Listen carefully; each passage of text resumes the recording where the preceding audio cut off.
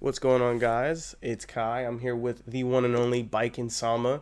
I've been playing her nonstop since she came out, like Friday, 3 a.m. And I'm sure you guys probably already guessed that. I did drop a fantastic combo video, giving you guys some of that good and accessible damage, so you can hit the ground running with her whenever you get your hands on her. But I wanted to talk about my very first impressions of the character. Let's start things off with all the freaking positives. Okay, this is the first DLC character that is actually pick up and play. None of that, half circle nonsense that you have to do with Go Lewis. No one frame links for just being beyond Jacko. No managing like technically 3 resources on Happy Chaos. Just badass samurai biking, getting the job done. This is the first DLC character that what you see is what you get, and I really like that. I want them to release more characters like that people can just play, that aren't super duper complex. So I want to start things off saying that.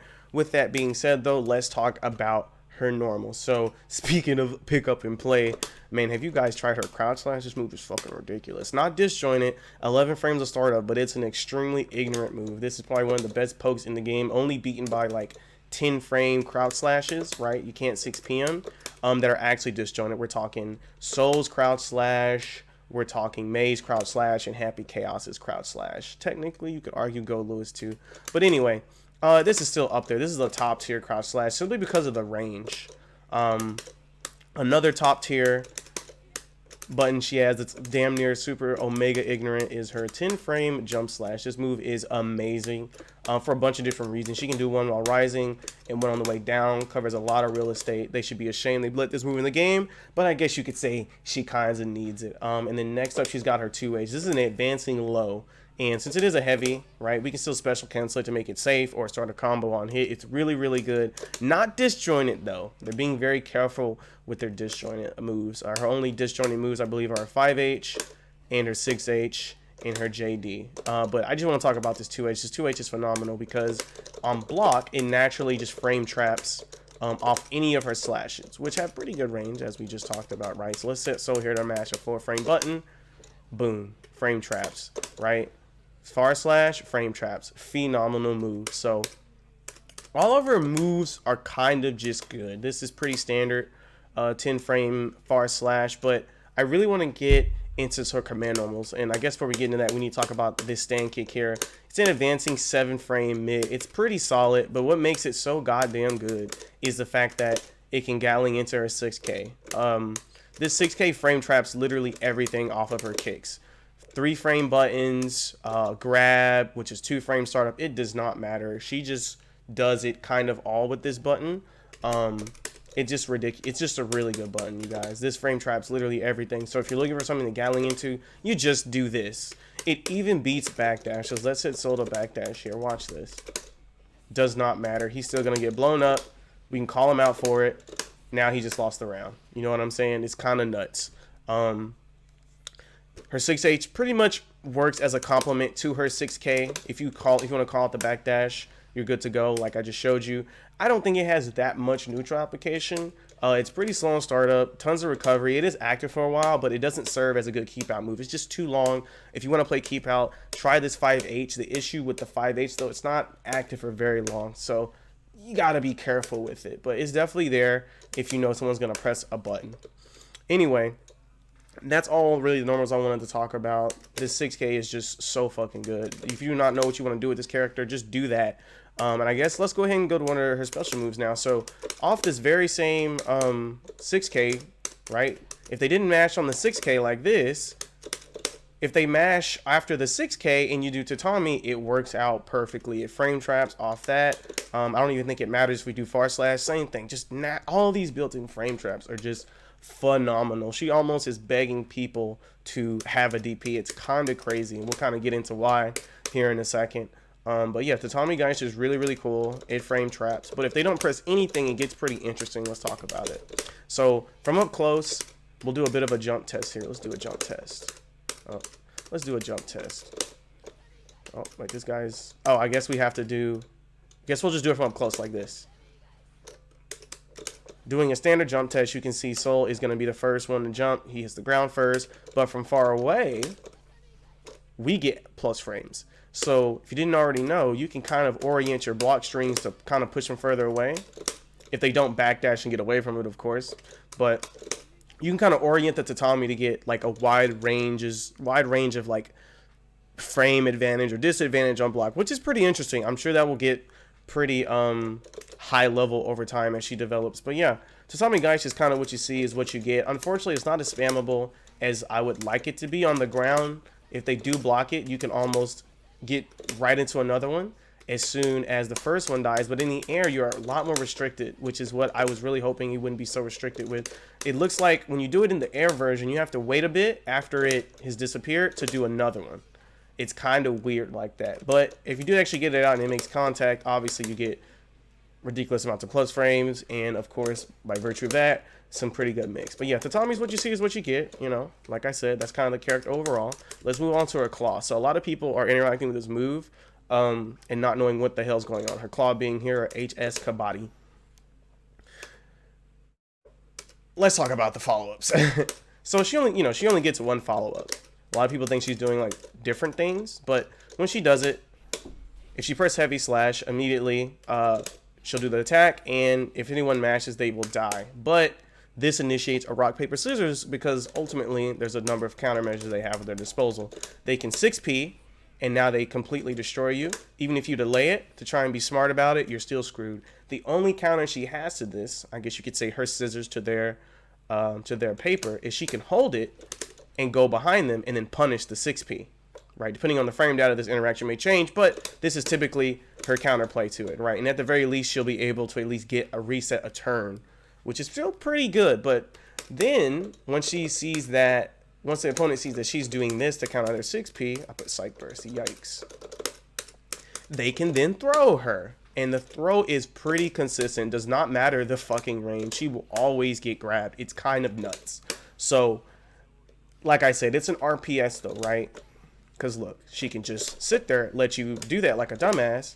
Now you lost the round. So, or you lost your burst. Either way, this move, that's how you need to be interacting with the move as a defender, for those who don't know and trying to figure out how to interact with this Baiken, because I know everyone's playing Baiken, so you got to learn how to play against Baiken, whether you want to or not. So, but yeah, that's the RPS involved there. She doesn't have to play it if she doesn't want to, but if she knows the opponent is going to play it, she can also go straight for the parry. And while we're talking about the parry, let's just get into the parry. So if you guys haven't already noticed, you can't be super ignorant with this move. It has a ton of recovery frames and only active for about 6 frames. So this isn't like a guard point, right? How she was before, how you play Anji and Strive. This is more like here's an RPS here. I'm confident they will choose Strike. I'm now going to use it. This is not this is like a hard call out. This is legit all it is. It's not like a soft call. It's not a low commit. There may do this kind of thing. You have to let it rip. Now, there are some pluses to it, and let me show you guys. So let's say we have Soul set here to mash after, right? If he gets finished blocking. And this naturally just works if we cancel right into the parry. But let's say he does not do that, right? Watch this.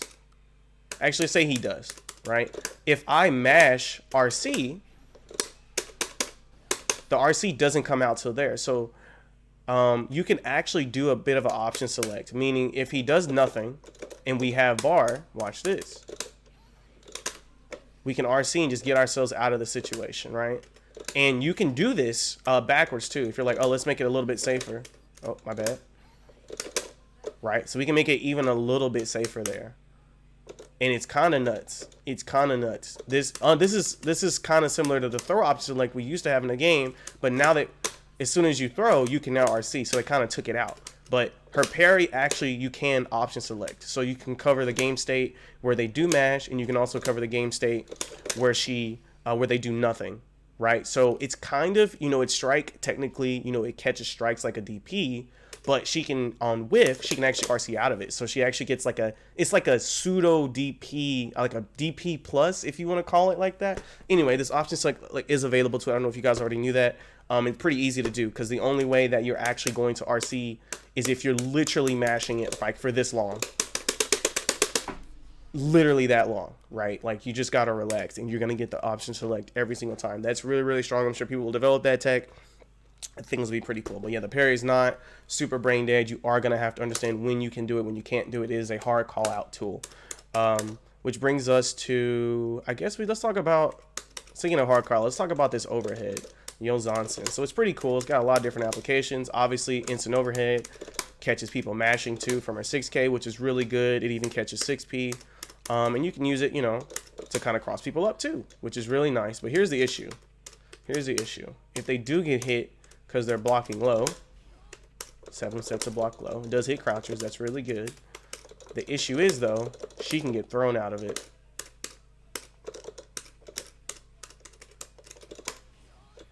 If I mash, I lose, right? Now, I don't have to mash. I can just leave. But the reality that she doesn't get any follow-up pressure means that you're pretty much need meter to get, you know, anything of true value out of this little thing, right? Which isn't too bad. I guess that's kind of fair because it's the equivalent of like a dust, right? You're doing something that a person can't react to, and if you want to get true value out of it, you are going to need meter. So it kind of lines up with the general, you know, flow of the game. And another thing, if you guys didn't know, don't tell anybody. Here's some secret hidden tech also I've been working on. In the corner, right, people backdash RC all the time, right? You get a little bit of iframes extended with the BRC, but you can Yozansen out of the backdash and then kind of turn the tables, which is really, really cool. Definitely experiment with that. I think it's really fucking dope that she can do that. That is a overhead, by the way. And I guess another little piece of tech I've been working on here is you can go 5K into, let's have them stand here. Let's have them stand here. You can do 5K into 6HS and it'll actually beat 6P. Let me show you. Works in the middle of the screen as well. Like that, so you get kind of a double overhead sequence that if you time it correctly, you're immune to 6P, which means that they have to DP, but you're already kind of airborne, you know? And then it gets even worse. So in the corner, we also get access to JD, right? Because we can Gatling into that. So watch this. Right? So depending on what they do, you can still Gatling into that and then go into Yozansen, and it gets crazy. So it's not technically a triple overhead, but it's going to feel like a triple overhead. JD's not an overhead, but it's going to feel like a fucking triple overhead. So she can do some pretty crazy stuff with Yozansen, but you got to be careful. You're not going to get a bunch of value, even if you do hit it without meter. This applies to the cross-ups as well. It's pretty hard to get something of value without meter there. So yeah, that's Yozansen. Last up, we got the rope. The rope's pretty cool. It is 0 on block. If I didn't mention it before, this is -3, so it's not Baiken's turn by any stretch of the imagination. Also, the follow-up's -3 as well. But when she gets the rope on you, it has more startup, and it's 0 on block, which still initiates a rock, paper, scissors ultimately, but it gets a little interesting because she can choose to parry if they mash, right? Or she can do what I like what I'm starting to like to do. You do a delayed backdash, so your iframes are safe from the jab, like that, to not play the RPS at all, and then you look for a way to re-engage. Tatami Gaeshi is pretty cool because the natural pushback from the mat is going to push you guys together, and you're going to get a little bit of plus frames because the Tatami Gaeshi is making contact all the way back here. See? It's pretty cool. And of course, you know, you can probably do that from far away. Or, yeah, this from far away. It gets pretty interesting, but the rope is obviously how you get big damage, so you should definitely try and go for it, but you got to be super careful because people can obviously mash on you for doing it. But from certain ranges, it's relatively safe because this move is it's like a little disjointed hitbox traveling across the screen. So it's really, really good. But yeah, those are all of her special moves. Now, here's the thing, right? She has good normals, and she has pretty decent special moves, right? Tatami, tons of return, very mutable, very versatile, right? And Claw initiates this RPS, right? And, you know, Parry's situational, and Yozansen is situational as well, right? You need meter. You can't really combine them, though. And what I mean is, let's take a look here. You would think off of my crouch slash, got counter hit there, let's not do that. You would think without counter hit, if that made contact, Claw would naturally flow. It does not. You'd be like, okay, well, that's a slash, Kai. It's kind of far. Maybe that's just not how it was meant to be. Well, mat doesn't work, and from a max range 5H, you also can't claw. But let's step a little bit closer. Watch this. Oh, it worked. Let's see. About here, it still works, right? But there's no way that crouch slash is going to get you any value on without counter hit. So this kind of makes it to where she's going to have to basically concede to her damage being 2 steps. And what I mean is, let's say this hits. Now we're in an RPS, right? It's kind of weird. She gets the hit, rock, paper, scissors, right? And of course, the Tatami's not going to work here. So it gets kind of weird. You want to use these pokes, but then you slowly realize without certain situations existing, it's not necessarily your turn. This move still being one of the better ones, but as far as her ground game goes, it gets pretty risky for her pretty darn quickly because she can't go into this 2H naturally off her slashes. You would really love for her to, but as you can see, without that counter hit, you're kind of boned. So if the opponent can beat this move, there's no risk for them. They're probably not going to get counter hit, right? So it's kind of weird. The return is just so bad. She's going to have to get closer. She's almost may even have to bulldog her way in certain matchups depending on if crouch slash or jump slash is being answered appropriately. If both of these moves go down in neutral and the opponent shows that they have responses ready for this, she's going to be in a bit of trouble because now she can't do low commit options. She's going to have to move in, and even off of these low commit options, she can't go into 2H. In 5H it gets kind of iffy. See, that didn't work. So it gets really weird really fast, and her damage starts to become 2-stepped, similar to Jacko, where Jacko needs to get a hit so she can summon bots safely, right? And then she has to open you up while the bots are actually active and alive. So it's kind of weird because you look at characters like Soul and he's like, oh, I hit you, like this is a 1-step thing, right? I just hit you, now you're gonna lose all your health, right? And you're like, well, that's pretty close up, Kai. I'm like, okay, right? This is an advantage state. Wait, let's see. Right? This is really strong. He didn't have, there's no 2 steps. There's just, right? This is something simple, but you get the idea. It's not, I gotta hit no combo into, I have to guess to get my damage. It's like, I hit you, and I get a little bit of Oki here, and you kind of have to deal with what's happening next, right? Baiken doesn't work that way. At least from these ranges that you would love to play her at. It's kind of like, I hit you, we're going to RPS now. If I want to RPS. I can still kind of play back, but I'm eventually going to RPS if I want to stick to my low commit options and try to get significant value. So, and this kind of is kind of her issue overall, which means she's going to have to play a lot of rock, paper, scissors very fast, very quickly, revolving around this tether, which she can do, right? She does this little setup here. This is 100% full safe jump. You know, and she can do similar things off of this, right? She gets tons of safe jumps, so she's rewarded heavily when she finally wins these interactions in, you know, in her close slash or kick ranges. But every interaction that you want to do out here has such low value, it gets kind of weird, and you can't just get directly to the part where you won neutral, so, or you won like your turn, and damage just doesn't happen certain ways. But the return, when she does get in and get what she needs, is really good. So I think she'll be okay in the long run. Remember, historically, they always drop DLC characters in their weakest state, and then they get stronger over time. So she's only gonna get better from here. If I was gonna make her better, I would let 2H be low profile. It actually does not go into Kai's fireball. Neither does her 2D. And I would give this move less startup recovery. I would give this move less startup, less recovery, and more active frames. Because you would probably want to use it like a high, like a poke even, right? To replace crouch slash. Keep crouch slash how it is. I kind of get why it is that's the way it is.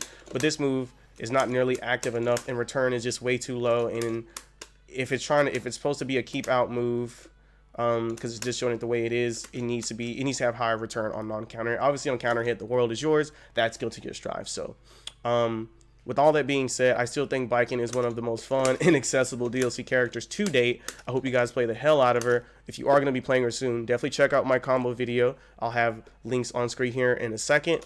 But yeah, that's it, guys. Stay curious, and thanks for watching. Let me know what you think down in the comments below.